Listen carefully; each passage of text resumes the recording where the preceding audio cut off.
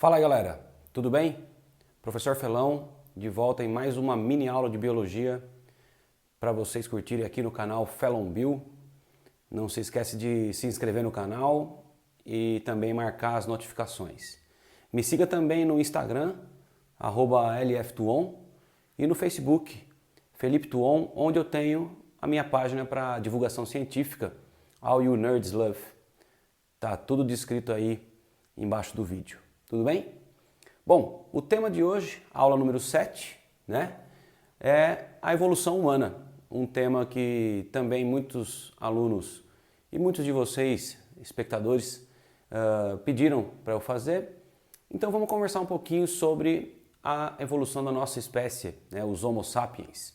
Bem, primeiramente, gostaria de dizer que nós, Homo sapiens, descendemos de um ancestral primata que deriva de aproximadamente 6 milhões de anos, mas eu vou começar a contar essa história a partir de um ancestral de 4 milhões de anos, chamado Australopithecus afarensis. Só um parênteses, gostaria que vocês nunca pensassem, né, de maneira nenhuma, que um chimpanzé hoje em dia, né, possa se transformar em um ser humano. É importante que você entenda que isso nunca aconteceu, ok? Nós e os chimpanzés atuais, e os bonobos, e os gorilas, e os orangotangos, nós apresentamos um ancestral em comum que descende aí, que deriva aí de algo em torno de 6 milhões de anos. Porém, algum tempo depois desse ancestral de 6 milhões de anos, surgiam os Australopithecus afarensis, que eram animais ainda com muitos pelos pelo corpo, animais ainda quadrúpedes, mas que já conseguiam um andar bípede, né, em pequenas distâncias ou em algum tipo de movimentação.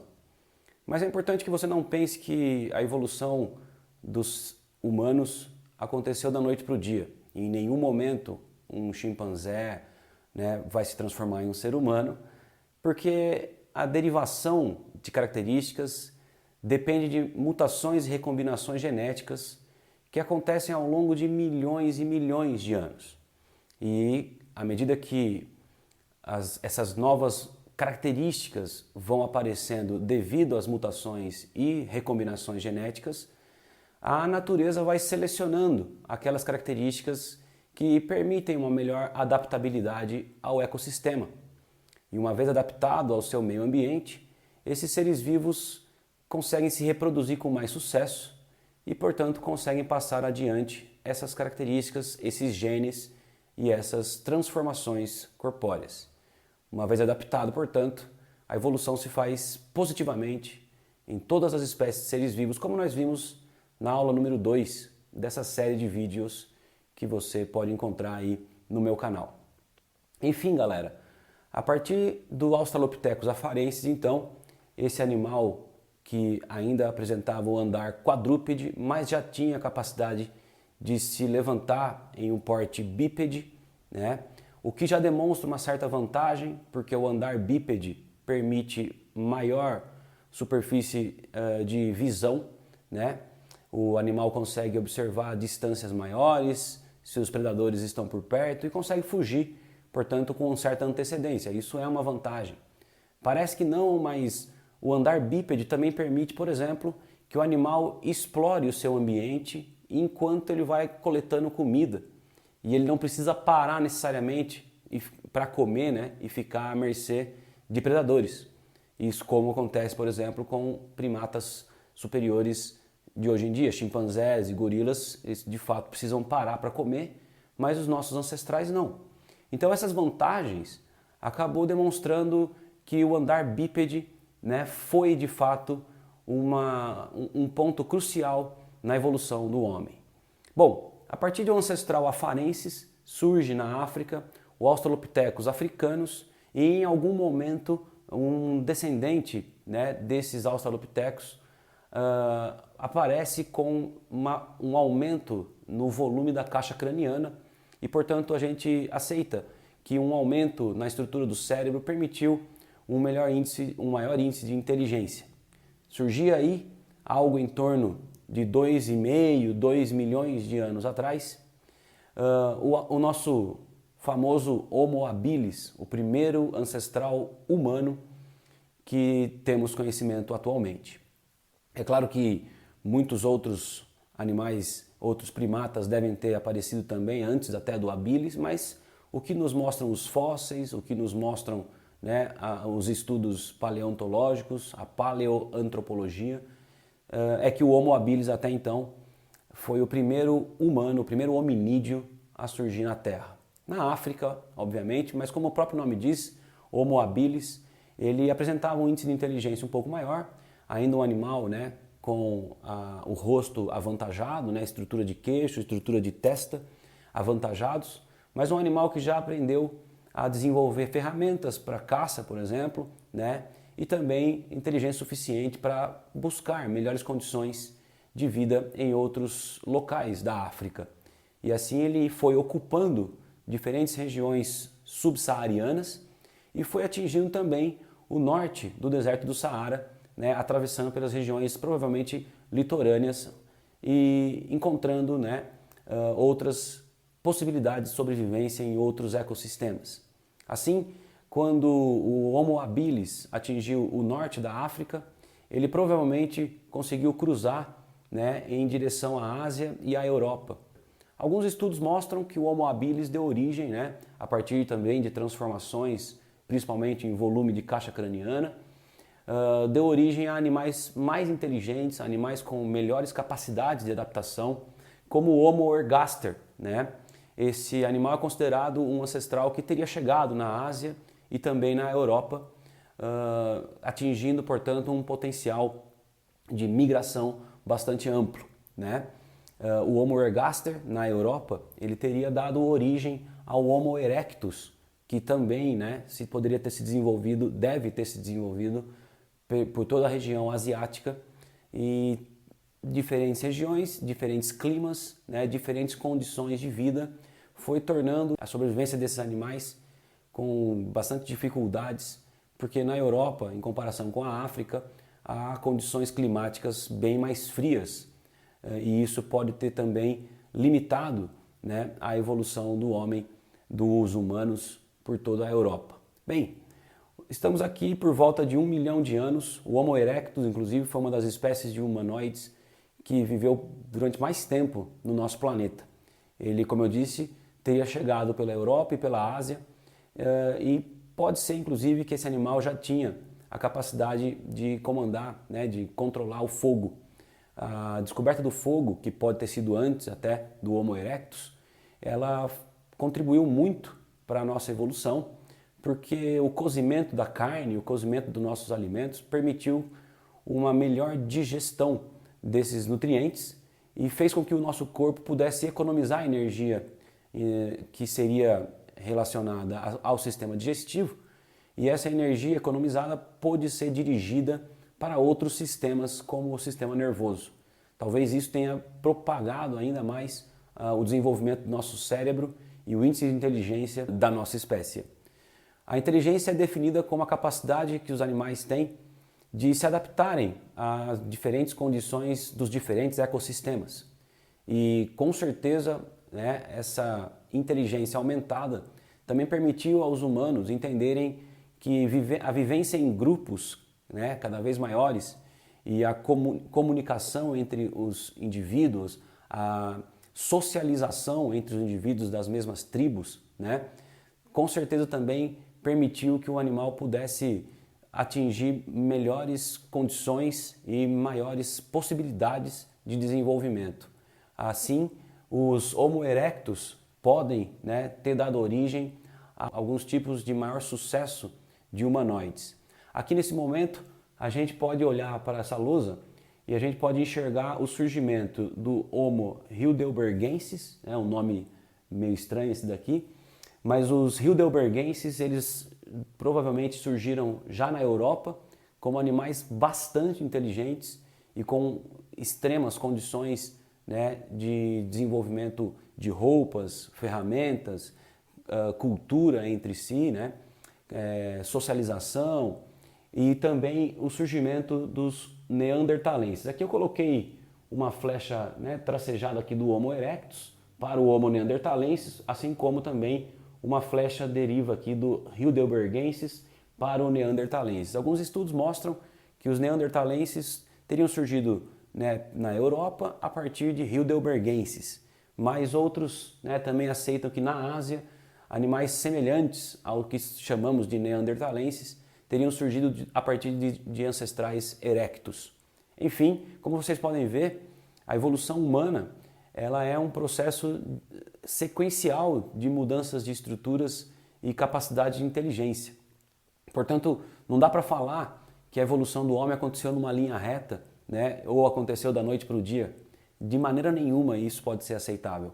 A gente tem que entender que nossa evolução também dependeu de um processo de seleção natural, onde animais com melhores capacidades de adaptação iam conseguindo sobreviver nas diferentes condições climáticas que a Europa, a África e a Ásia, né, nos determinavam. Bem, provavelmente 200 mil anos, algo em torno disso, surgia a partir de ancestrais neanderthalenses, heidelbergenses e erectus, na África, a espécie à qual a gente pertence, que são os Homo sapiens. Estudos mostram que no nosso DNA existe algo em torno de 20 a 30% de DNA neandertal. Isso pode significar que nossos ancestrais sapiens podem ter mantido relações sexuais e ter cruzado com ancestrais neandertais. Se isso for verdade, significará que os neandertais e os sapiens, na verdade, pertenciam ou seriam subespécies de uma mesma espécie. Por isso que em alguns livros a gente encontra Homo sapiens neanderthalensis e Homo sapiens sapiens, que é a nossa espécie. Algo em torno de 70 mil anos teria acontecido ao que chamamos de revolução intelectual dos sapiens. Um aumento intenso na caixa craniana, um aumento cerebral bastante marcante, como mostram os fósseis, o registro fóssil, determinou um alto índice de inteligência à nossa espécie. E os Homo sapiens africanos começaram a se propagar pelo continente africano e também se propagar para a Europa. Provavelmente, há cerca de 50 mil anos, os sapiens chegaram na Europa, onde tiveram contato com os neandertais, e também chegaram na Ásia, onde teriam encontrado, né, os heidelbergenses, os erectus e assim sucessivamente. Estudos dizem que há coisa de 100, 150 mil anos apenas, pessoal, por esse planeta existiam cerca de 6 espécies de humanos. Imagina que legal seria a gente poder conviver com outras espécies de humanos, né? Assim, o que a gente lê, inclusive eu vou deixar aqui uma dica, um livro chamado Sapiens, uma breve história da humanidade, do autor Yuval Harari, diz exatamente isso, que 6 espécies de humanos conviveram no nosso planeta há coisa de 100, 150 mil anos. Isso é muito pouco tempo atrás. Ou seja, sapiens, neandertais, heidelbergenses, um outro grupo que eu não coloquei na lousa chamado denisovanos, também conviveram no nosso planeta. O Homo florensis, que é um grupo também provavelmente derivado de erectus pela Ásia. E enfim, isso tudo pode ter sido finalizado, né, com o contato competitivo que a nossa espécie Sapiens sapiens determinou sobre todos os outros. Nós teríamos destruído e matado todos os outros hominídeos do nosso planeta. Cruzando a Ásia, os Homo sapiens atingiram o Estreito de Bering, aonde chegaram à América do Norte. E descendo pela América do Norte, provavelmente pelo litoral, os Homo sapiens chegaram também na América do Sul. O Brasil e a América do Sul, em geral, foi o último lugar em que os Homo sapiens chegaram a alguma coisa em torno de 15 mil anos. 12, 13 mil anos atrás, acontecia a Revolução Agrícola. Então veja, 70 mil anos, Revolução Intelectual, passa o tempo e nós chegamos aos diferentes continentes da Terra e 14 mil anos mais ou menos, a Revolução Agrícola ocorre pelo planeta. Ou seja, nós, sapiens, aprendemos a desenvolver o cultivo de plantas e o cultivo de animais. Há aí dois pontos de vista, né? Nós, quando ainda não sabíamos da agricultura, nós éramos considerados caçadores-coletores, ou seja, os nossos ancestrais vagavam pelas florestas e pelos ambientes da terra, caçando e coletando comida e conhecendo diversos, né, ambientes distintos, e por isso nós éramos altamente exploradores. Como eu disse, há coisa de 12 a 14 mil anos, a Revolução Agrícola faz com que a gente se estabeleça em um pedaço de terra e começamos a cultivar plantas e animais. Alguns estudiosos, como o próprio Yuval Harari, diz que nesse momento surge também o capitalismo, né? A propriedade privada acaba sendo desenvolvida pelos Homo sapiens. A gente se estabelece em um pequeno espaço de terra, onde a gente planta e cultiva animais e realiza trocas com tribos e grupos de indivíduos próximos, né? Dessa maneira, ocorre também esse desenvolvimento intelectual, né, no sentido de troca e sociabilização, porém há um declínio na qualidade alimentar dos seres humanos, porque afinal de contas a gente agora tem contato com apenas alguns tipos de alimentos e não tantos outros como era na época dos caçadores e coletores. Mas isso permitiu que nossa reprodução ocorresse de maneira muito ampla e muito rápida, né? Ficando, né, protegidos em regiões específicas, em pequenos grupos e assentamentos. Nossa espécie se propagou intensamente, se reproduziu intensamente. E assim, o número de doenças também acabou aumentando, mas também o desenvolvimento de moedas de troca, né, ao longo da nossa evolução. E, portanto, os Homo sapiens acabaram dominando todos os ambientes, especificamente todos os ambientes da Terra, como a gente conhece hoje. E estamos nós aqui hoje, no presente, como a única espécie de humanos existente. Infelizmente, ou felizmente, sei lá, mas eu acho que seria muito interessante se a gente pudesse ter conhecido outros animais também chamados de humanos. Bom, galera, eu vou ficando por aqui. Essa foi uma breve visão sobre a evolução humana. Peço que você se inscreva no canal, também marque as notificações e nos vemos na próxima aula. Valeu!